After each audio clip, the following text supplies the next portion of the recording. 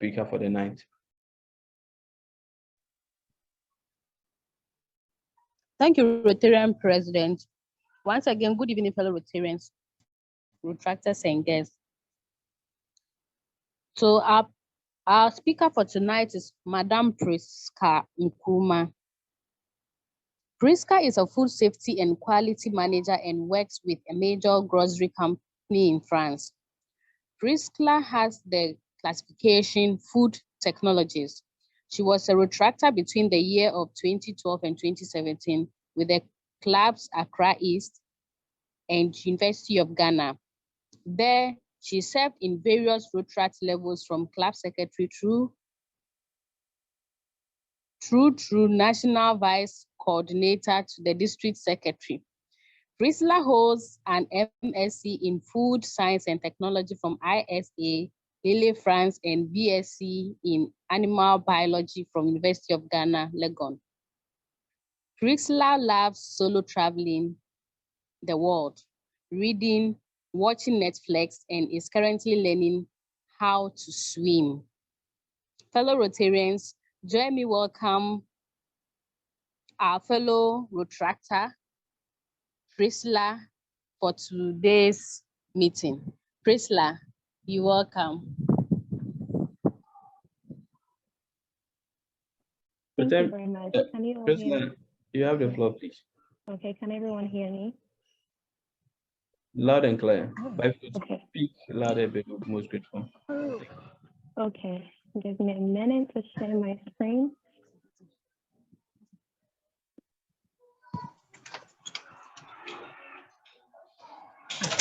Okay. Okay, is it good? Everyone can see my screen?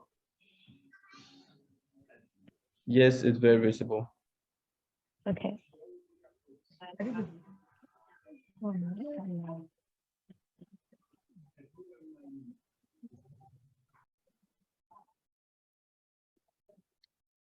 Madam Priscilla, I think Yes. your screen has gone off, please. Okay, please give me a minute. Sure.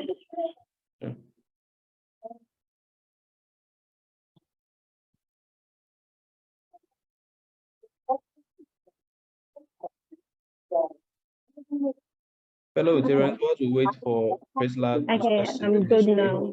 Okay, awesome. We can see you. Okay, thank you very much. So today I'm going to present about understanding food labels.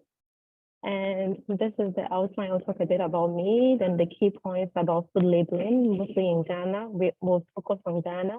Then some things that we are very interested to know about: ingredients, nutritional values, origin of the food that we are eating, some dates, and storage instructions, and finally safe food practices and some myths about food safety. So first of all, as the Rotarian said, I'm Priscilla Nkrumah. I have an MSc from Food Science, and I'm a food safety and quality manager in a major grocery company in France since 2019. So what is food labeling all about? So food labeling, every country in this world has food labeling regulations in place. So in Ghana, the agency in charge of it is the FDA, Food and Drug Authority. Madam Priscilla. Can you hear me? Yes, we can hear you, but I think your voice is a bit down. I know if France has corrupted your English a bit, but we're most grateful if you could speak the Ghanaian English, please, for us. Thank you. Okay, can you please hear me now? Is it very good? Merci beaucoup, c'est bon. Okay. Okay, volume is a bit low on the side. Okay. I'm going to try and increase my volume here. Okay, so each country has regulations and guide in place, and the FDA has an 18-page document that is one of the smallest documents I've seen, actually. I'm working in France, and Europe has over 200-page document about food labeling, so that is it. And I put the link in there. If anyone is interested, I've sent this presentation to Rotarian President Andrew, so in case anyone is interested, you can contact him later on. So then when we talk about food labeling, FDA has in place some major requirements. I have listed a bit of these requirements, but I will not talk about everything because Some are not really relevant to the average consumer. Some are relevant to companies, businesses who are making this food, not really relevant to the consumer. So I'll talk about a bit of them. First of all, the Rotarian FDA. President. Excuse me, I'm sorry, I have to interject. Rotarian President. Yes, Lieutenant Dolores. Yes, please, can the speaker speak a little more slowly so that Oh, at least okay. I can follow? It's rather fast. So, Okay. Madam Priscilla, Okay. please You want slow me down to a speak little slowly? bit for us. Okay, I see. Okay, so major FDA requirements are the name of the food, allergens. So allergens are some people who are allergic to probably, let's say, milk, soja, and there are fish. There are people who are allergic to that. And I know it's a popular saying in Ghana that, oh, black people are not allergic to that. Some people are, and unfortunately, some people get sick. Some of the superstitious illness and death sometimes are linked to this because people don't know they are really allergic to some things that they are eating every day. And I know it's common allergy in Ghana or food intolerance is milk. A lot of people are, have diarrhea when they eat that and stuff, but there are a whole range of allergies. I'm not going to go into that because it's very specific, but it will be necessary if people are, listening to me today. It's not a bad idea to see, am I allergic to this or that, so that they can check it out and watch how they eat. There are additives and processing aids, and this amount can affect the product that we eat and sometimes have an effect on us. Another important thing about food FDA requirements is net content and drained weight. So I'll take an example, for example, sardines. If you buy sardines, we have the sardines in it and then we have oil in it. Sometimes some food industries are very smart. You buy a sardine, you think that, oh, it's 400 grams. The sardine inside it will be 250. Another sardine that you have will be about 200 grams. So is it really that this product is cheaper than product B? A and B are really cheaper, or actually the net and the drain are different? If you pour out the oil, what weight of sardine is left in the product? And this is where a lot of food industries try to play smart with consumers, because consumers don't know that, okay, I'm buying this fibers of sardine, that's all they care about. But the weight of the sardine inside the tin is very important for you to pay attention to. And the next one is also the name and address of food, the manufacturer. That is something that I will touch on later on, so I'm not going to talk about it right now. All these points, I'm not really going to talk a lot about it, but I just wanted you to know what that is there. Okay. So where we are going to add is the ingredients. That's the next slide. So this is a very important thing, and I think most consumers do not pay attention to this. When you are buying food, what exactly are you buying and what is on the ingredient list? In food regulation, I think in almost every country that I've seen, I've read the regulation for US, I've read for Europe, and for Ghana, it's required that the ingredients should be listed in descending order. So the one that has a lot of, for example, if you take your, for put an example here, this is a Coca-Cola drink. The ingredients list here is carbonated water. That means that it's the water that is a lot in the product. I'm sorry, I'm in the airport waiting for my flight. So in case you hear noise at the background, please understand and bear with me. So the ingredients list, the first ingredient that is like maximum in the product is the carbonated water. If we take an example of the Coca-Cola here, so if you're buying a Coca-Cola, majority of what you're consuming is water. The next thing that is on the list is sugar, and then it's followed by color, and then there are a lot of additives. So this is a very typical example to bring awareness that if you like Coca-Cola, what exactly are you drinking? You're drinking the water with sugar and color. That's all. So if you're buying something, you look at the label, you can understand what is in there and what is not in there. It can be packaged very nicely for the consumer, but it's something that I think consumers should really pay attention to. An example here is that I took 2 yogurt products. These are yogurt from the Americans, like those small pots of yogurt, and one is the yogurt with strawberry in it, and the other one is the yogurt, which is a plain yogurt. So over here, it says, okay, you're getting a yogurt with strawberry. So you assume that, okay, I want to eat healthy. I want to eat good. because I want to have strawberries in my yogurt. Fine. When we look at this, the first thing on there is roasted non-fat milk. That is the same thing that we have here in the yogurt, which is plain yogurt. After that, the next thing you have on the list is sugar. Cane sugar, sugar cane, whatever you call it, just sugar. So you chose this product because you wanted to eat healthy and you wanted to eat fruit. But the thing after the yogurt, the milk that is made to make the yogurt, the fresh yogurt, the sugar is actually not strawberry. So this is a way food companies try to trick consumers. In one way, I think, quote unquote, trick consumers. For you to assume you are eating a lot of fruit because you want to be healthy. But I think from my point of view, I would advise someone who wants to eat yogurt with fruit, get your fruit separately, get your yogurt and cut it in it. Because you are eating sugar, afterwards we have water, we have flavors, we have this is a thickener to make for the structure and the texture of the yogurt. Then you have fruit juice and vegetable juice concentrate to give it color. Then you have it's a mixture of a whole lot of things that you are putting into your stomach at the end of the day. The next thing to probably look at also is total sugar. You wanted to eat healthy, you wanted to eat good. Fine. If you are taking the plain yogurt, you have total sugars of 6 grams. Over here, you have total sugars of 17 grams. And for you to really understand the grams and understand what I'm trying to say, is 1 cube of sugar is 4 grams. So if you're having 17 grams of sugar here, it's about 4 cubes of sugar. That's compared to this type, which has 1.2, 1.5 grams or 1.5 cubes of sugar. So it's also another point for you to look at. Let's see, I'm trying to eat fruit, but then at the end of the day, I'm consuming a lot more sugar. And they added 11 grams, that's 2 cubes of sugar in all into the product, 3 cubes. Please don't hesitate to stop me or interject and let me know, because I think it's something I'm used to and I might go too fast because I'm used to working on this. If it's not clear, do not hesitate at all to stop me at any point. I think you can proceed, please. Okay, so the next thing that I'll talk about is the nutritional values and claims. I just mentioned a bit. When you're buying food, what are you looking at?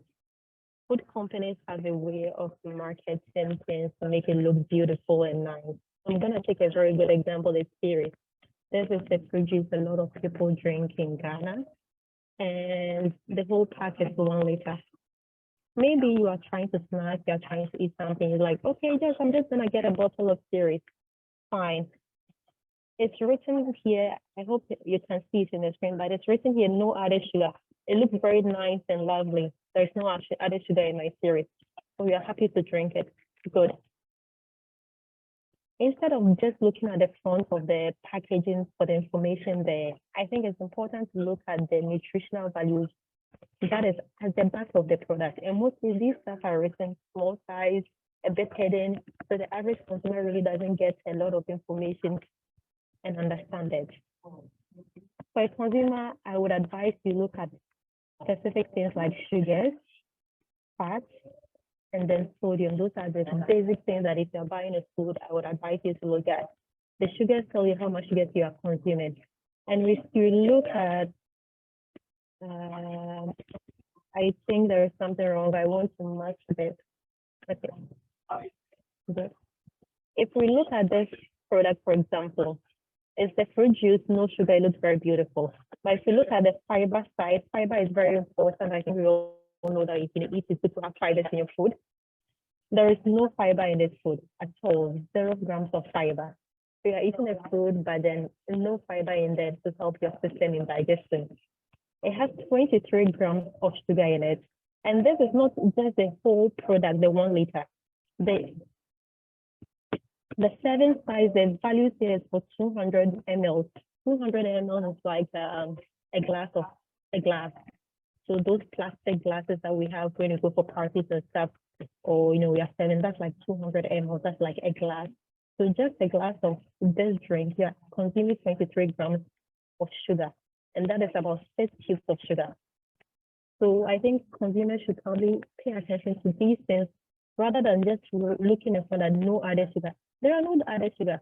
where is this sugar coming from? This sugar, because most of these companies want to sell products that are sweet, they harvest fruits that are extremely ripe. So it's not like the average sugar you find. They harvest extremely ripe ones, which has a high level of sugar. They are not added sugar, regular sugar, but they are naturally occurring sugar in the fruit. But still, it's better to reduce the amount of sugar that you are consuming as an individual. Another example here for to pay attention to ingredients in the food, labeling and everything is I put two pictures of pasta sauce, tomato sauce, or and boldly when you look at this product, the first thing is like, oh, it has tomato, it has basil, it has garlic. Good, it's very good. If you go down and look at the ingredients list, there's a small phrase in the list of ingredients, contains less than 1% of all this is less than 1%. So the basil and garlic that are written boldly in front of it, it's not even up to 1%. All this makes up 1%. Sugar, salt, garlic, parsley, spices, then citric acid and natural flavor. Everything makes up 1%. And the first thing on the list, the ingredients is tomato puree. Inside it, you have water and tomato paste. So at the end of the day, your product is actually a lot of water that you are buying. The same thing over here, you see tomato and basilic with basil, with onion, garlic, and all that is less than 2%. Another thing to look at is, sometimes I know it's complicated to probably be looking at ingredients specifically, but as a rule of thumb, if you're buying something online or something in a shop that is already prepackaged, the longer the list of ingredients, that is you're left to move a bit away from it. Because the more processed the food is, and the more processed the food is, the more you have additives in there, things to regulate its thickness, a lot of salt, and it's not good for your health. The next point I'm going to probably touch on is the origin of products.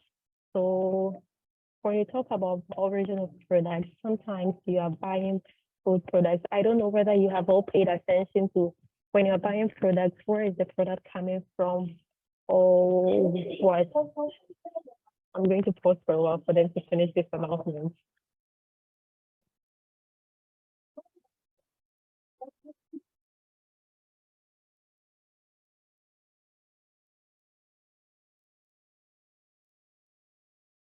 Hello, Terence. As our speaker has indicated, she's currently in transit, moving from one town somewhere in the US to another. And while she works on reconnecting, we want to say very, very thank you to all who have joined in, and I hope you're enjoying the presentation. Madam Priscilla, you have. Okay. So another thing, I don't know whether this is something that the Ghanaians do a lot, but for example, in Europe or in some other countries in the Western world, people pay attention to the source on the origin of the product they are eating. I don't know whether anyone has paid attention to the geisha that we eat. The fish is actually coming from Japan. It's written very, very small there, but the fish is coming all the way from Japan. We have a lot of fish in Ghana. Don't ask me why, but yeah, we are importing everything that we eat in Ghana from outside, and this fish is coming from Japan.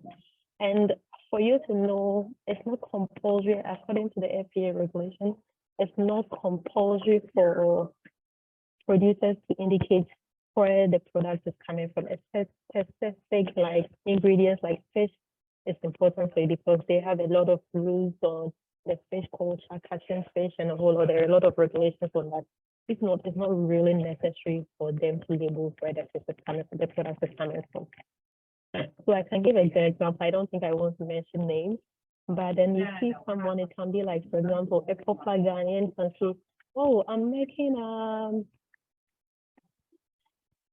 making biscuits in Ghana. My name was on it, probably Andrew's Okosigme biscuits. And automatically most Ghanaians will think that, well, because Andrews is a Ghanaian and his name on it is on it, the biscuits are coming from Ghana. You'll be surprised to know that majority of these products like that, they are packaged somewhere, they are made somewhere, and sometimes the only thing that is happening in Ghana is packaging. Nothing else is happening in Ghana. And the FDA regulation does not oblige producers to indicates where the products are coming from. So so far as they are packaging it in Ghana, all they can write on it indicates that I am the company that packages it in Ghana. That's the only thing that is compulsory to write on it. Every other information is not compulsory. Another thing that misleads a lot of customers, like a lot of consumers, is like when you see a product and they see a name of a country on it, they think that the product is coming from there. For example, we have this popular chocolate that is mostly sold in airports and stuff. And not just chocolate, a lot of chocolates are known to be Swiss chocolate, Belgian chocolate. They are one of the most expensive chocolates in the world because they make good chocolate. But unfortunately, no Belgian company, no European company grows cocoa was like in that quantity to be able to make, Swiss chocolate or Belgian chocolate as they really are going. Then why are they able to write on it that it's a Swiss chocolate? Because there's a regulation that says that, okay, if you take a product and a raw material and you change it in, like you take cocoa, you go to Switzerland, you change the cocoa, adding out to make chocolate, you have changed the product. So now you can write on it, it's a Swiss chocolate. Meanwhile, the cocoa is not coming from Switzerland. So it's also something that a lot of companies use to trick consumers. So they think that, oh, this product is this, but they are just using this regulation, this law to trick consumers.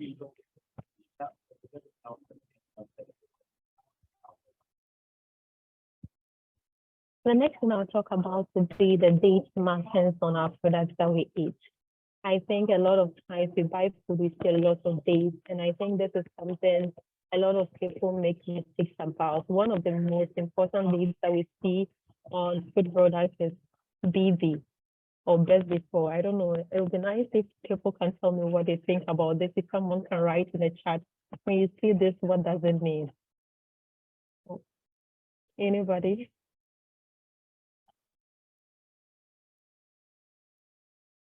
Okay. Best before. So what does best before necessarily mean? Because when you buy a food, yes, exactly. This is what I was expecting to hear. Best before does not mean expiry date. And a lot of people make this mistake, and when they see best before the date is past, they throw the product away. No, best before is not the same as expiry date. Best before means that at this date, the product changes in its property. It can be the taste, the color can change, but it does not pose a health risk to you, the consumer. The product can still be eaten. So you mostly see this on canned food, rice, dry spices, chocolate, and stuff. The product is still safe to eat. I've seen people sometimes speak to social media and complain that, yeah, this company is poisoning it now. They have products which have best before date, it's past the date, they are still selling it. It's not a problem at all. It can still be eaten.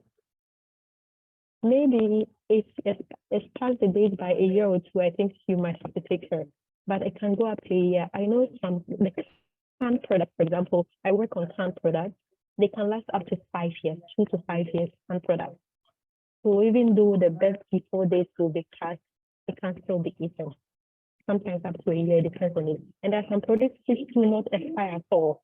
For example, salt, I'm gonna call it.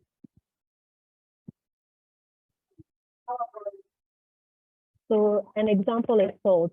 Salt does not expire. Dry spices, unless it's stayed for a very long time that the potency of it has reduced, I don't think you need to throw out the dry spices. Chocolate, because it has a lot of fat in it and it has no water. In the process of making chocolate, there's no water in the world. And it has a lot of moisture on it. Sometimes it's chocolate is you see some white things on the surface, but chocolate can still be eaten. Unless it's like 3 years ago, then I was advising not to eat it. So you don't need to throw out your product if you see best before this. And it's not expired. The next one that Priscilla and Andrew mentioned is expiry date. That is where is a food safety risk. That is for food safety purposes. So if you see this date, it's mostly written EXP, expiry date. If you see it and that date has passed, I wouldn't advise you to eat it. But mostly food safety risk. I see this mostly on fresh food, meat, poultry, fresh milk. Attention, I mentioned fresh milk not regular milk. We have, I think this is not something that's very common in Ghana because we don't have a lot of cattle in Ghana to make milk and cheeses and stuff. But it's also like a little fresh milk. I wouldn't advise you to eggs.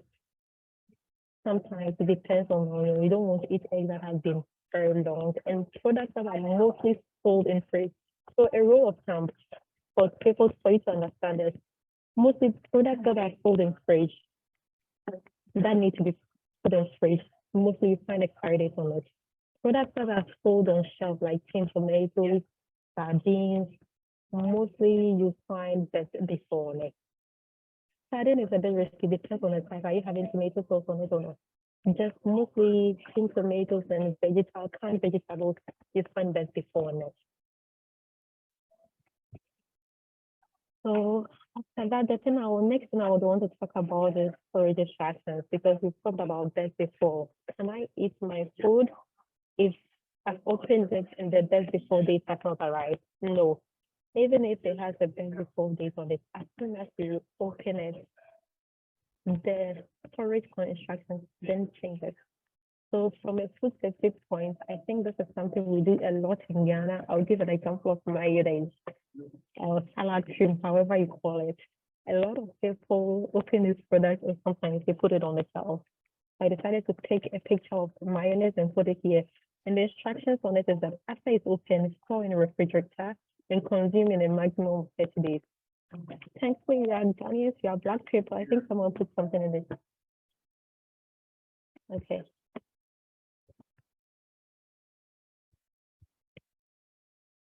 So there is something that is like storage instructions. And mayonnaise is something that a lot of people open and then they keep it in the shelf and they don't really, put it in the fridge. And aside mayonnaise, there are a whole lot of other products. So what I will plead with you is that when you buy products, you have, packaged products and you open it, kindly read the instruction labels on how to store the product. I think it's something that we really take for granted in Ghana. And luckily, a lot of people say African germs are lenient on that. We don't get sick because we have a stronger immune system. That's the things that I know. People say a lot, but I would advise that you look at it and store it in the right way. Whether you need to store it in the fridge or on the shelf. Another thing that a lot of people really don't pay attention to is like frozen food. When you buy frozen food, I would advise that you don't store the food, when for it to get all the ice out. You don't store it outside on your counter. Mostly, you need to put this. It's recommended that you store the food either in a fridge or microwave with a defrost instead of doing it outside of the counter. Why? Because when you put the food on the counter, like for example meat, and you put it on the counter, we live in a very hot country. And bacteria, microbes like hot temperatures because the temperature is close to our human temperature.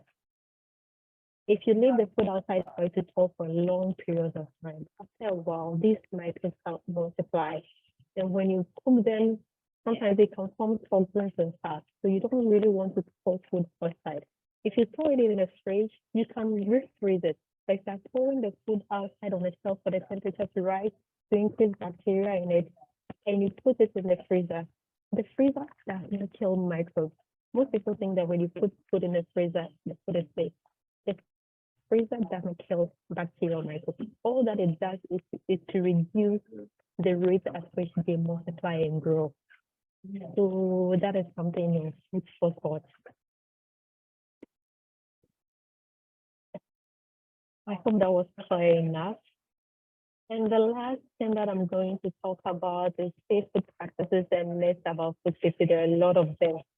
The first thing is, I think this is not very common in Ghana, but some people in Europe do that, and I think a few people in Ghana also do it. I've seen people doing that in restaurants where they see meat that has been cooked and only the sides are cooked and the inside is still red.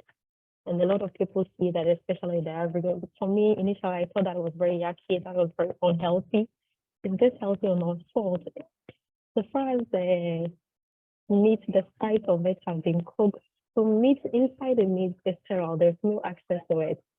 So far as all the sides that can have bacteria have been cooked, the inside is still intact. Nothing has punctured the inside. There's nothing that has been put into it. The inside is remain sterile and it can be eaten.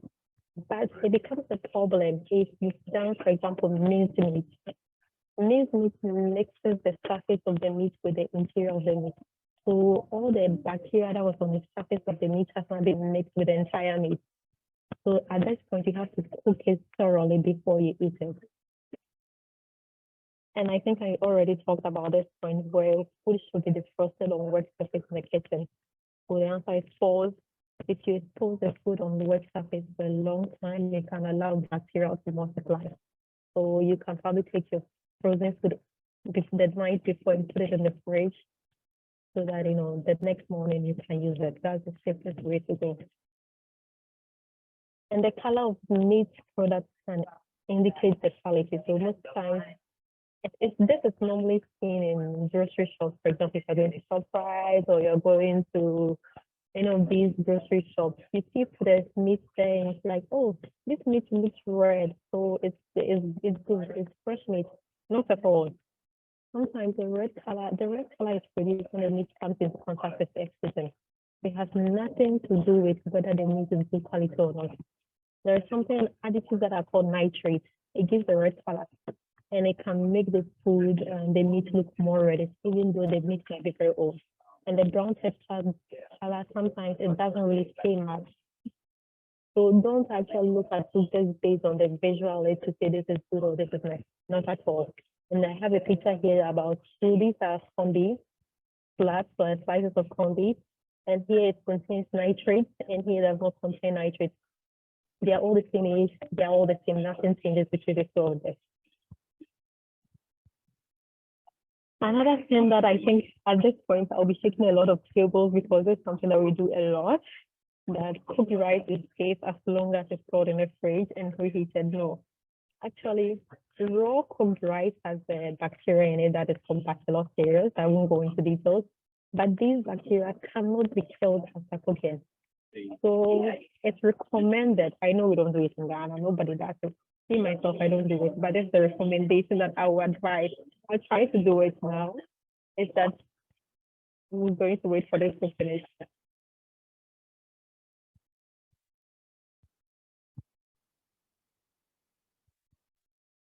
Whilst you work on, hello, this is still the Rotary Club of Accra East, and we're having Madam Priscilla Nyamekye Nkrumah speak to us on this very important topic.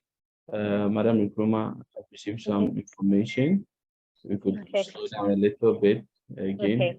We're most grateful. This portion is very critical to us. Many thanks. Okay, so I'm a bit in a rush because my flight, my boarding was starting like 15 minutes, so that's why I have to be boarding my flight in 15 minutes.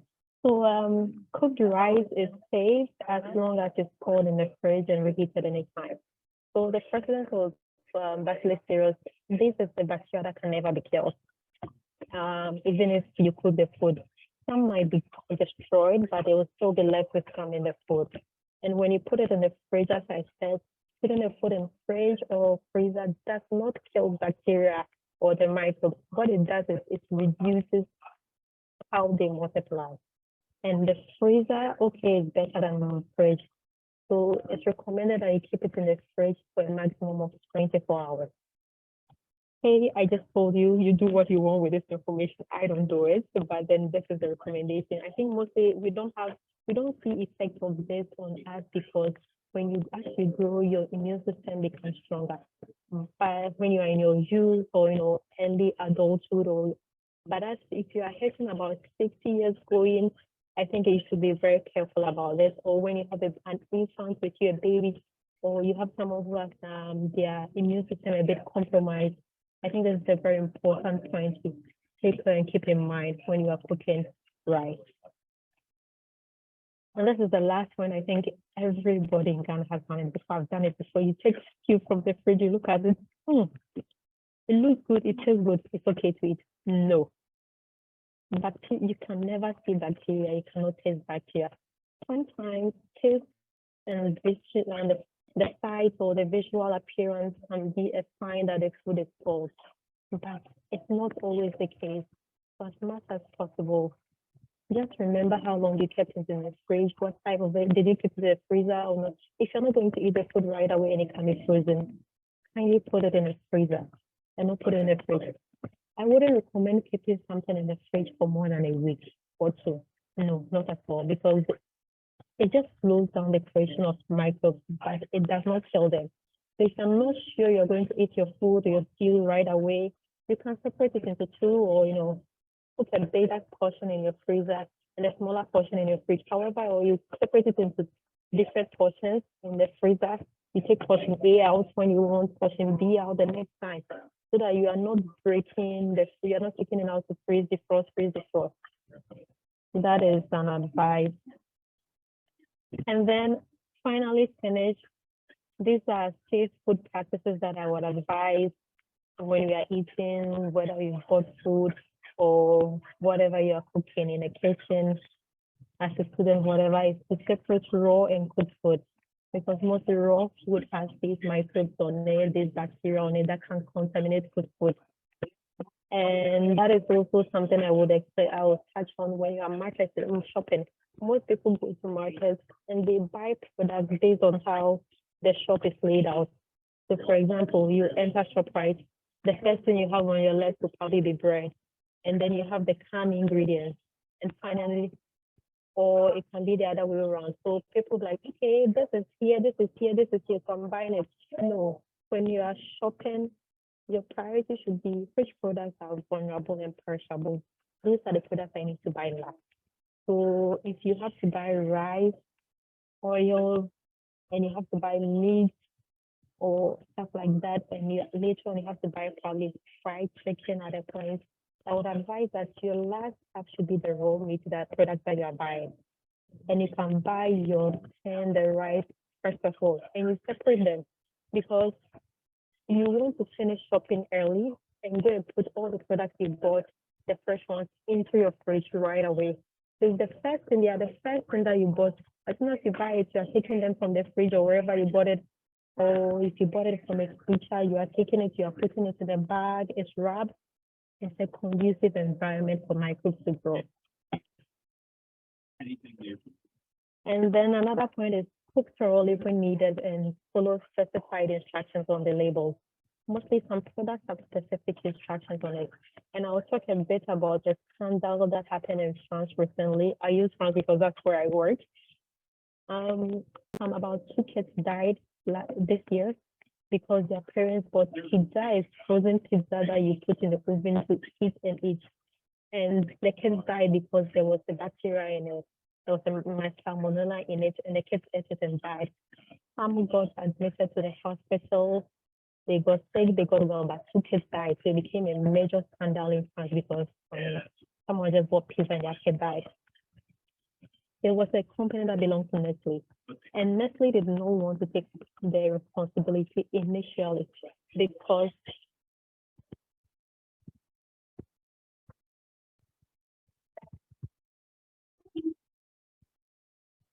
Nestle didn't want to take this responsibility because they were coming from the point that as a food safety person, I understand their point too, that when you buy pizza, frozen pizza, they have the instruction on it that cook thoroughly at probably 200 degrees Celsius for 5 minutes or 10 minutes.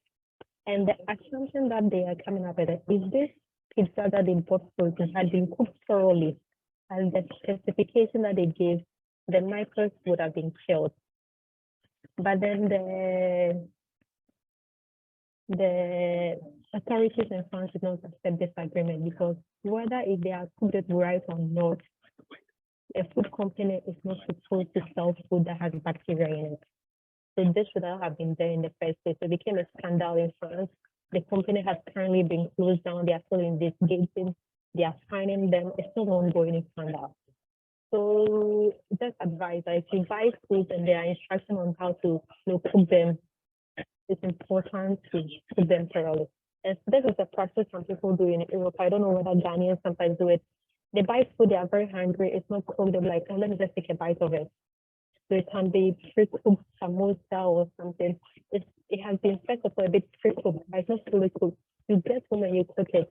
They're like, I'm hungry, or the food is still in the oven, it's cooking, and they'll take a bite of it. If it's not thoroughly cooked, I wouldn't advise you.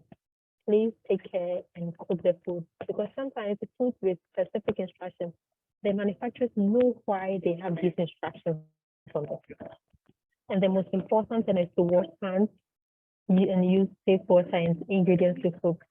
Sometimes we see our tomatoes, we take it out of the fridge, it's looking somewhere like, I can still eat it, it looks fine. It's better safe than sorry. Sometimes you have this products are not looking fine, it's not looking good. Your beef has been in the fridge for a while and it doesn't look correct. Throw it away rather than to cook it and get sick later on. So that will be all. Thank you very much. If you have questions, I'm here. Merci beaucoup, Madame Priscilla Nkrumah.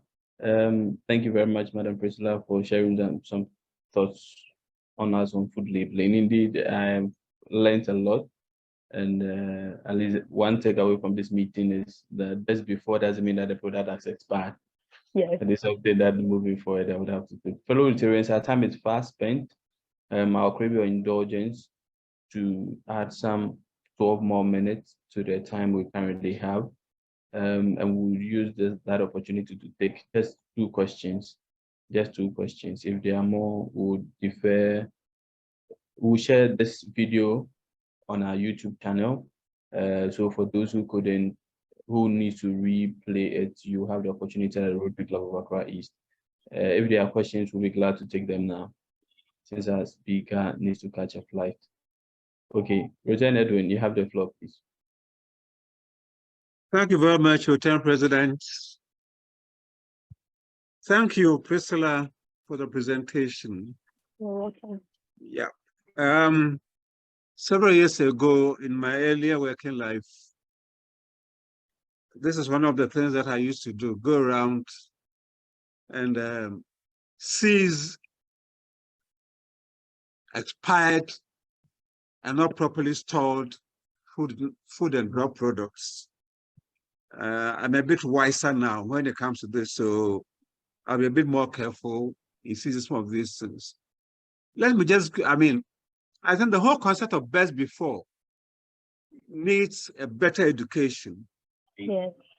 Yeah, because as you rightly said, best before doesn't really mean that the item is bad.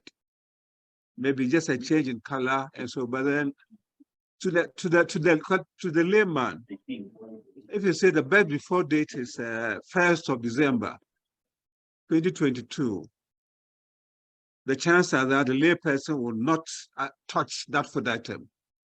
And I was trying to look for some documentation which I couldn't find, but a lot of the supermarkets in Europe and America are losing lots of money because people are refusing to buy products which are, technically good, but just because they read their best before dates, people are refusing to buy them, so they tend to throw them away. And maybe if we are lucky in this part of the world, they may send them to us yeah. I think the other side of it is also the storage conditions for the food, or for the food items.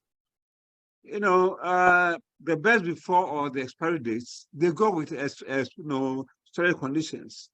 Yes. But you walk around our shops in Accra, Makola, soft drinks, they are in the sun, in the night, they are packed inside. So within a period of 1 week, they go through warm and cool and so forth. And definitely this affects whatever best before date that one has on it. So, as I said, mine is not a question, but just a comment. The fact that, we should treat best before date also with caution, because the best before date for a product being sold in Makola will not be the same as that one which is being sold in ANC Mall Yes. because Totally of agree. the storage conditions that go with them. So I think a lot more education needs to be done, for people to appreciate this whole concept of best before expiry, whatever it is, as they relate to storage. So thank you for the presentation, and maybe next time you are down in Accra here, we can have a chat about this whole thing about labeling, because other aspects of labeling, I'm not comfortable with, but then I don't want to take all the time. So thanks for the presentation. Eye opener to a lot of people, and a refresher one for me as an individual. So thanks, Priscilla, for the presentation. You're welcome. Thank I'm you not very a much. problem when I'm in Accra. Thank you very much, Lieutenant Edwin, for Linda will know how to get to me. Lieutenant Edwin, the hotel leader was telling me that once you lay hands on her, I'm sure she'll be in trouble. But she owes you a visit. Lieutenant Edwin, on that note, we invite you to still show appreciation to our guest speaker, Priscilla, who is a former protractor of the University of Ghana. And I'm sure if she were to be in UPSA, she would have be one of your mentees. So Lieutenant Edwin, kindly show appreciation to Lieutenant Priscilla. Sorry, guest Priscilla for us.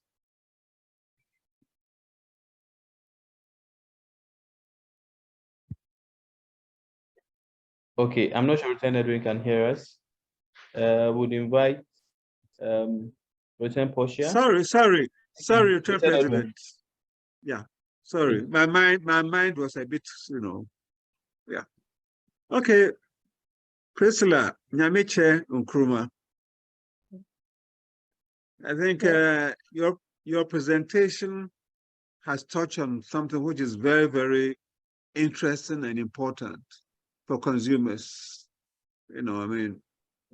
This month we are concerned about our health, what we eat, what we get into our systems, and so forth. And as they say, what we eat defines who we are. So today you're giving us some indications as to the importance of good labeling so far as food items are concerned.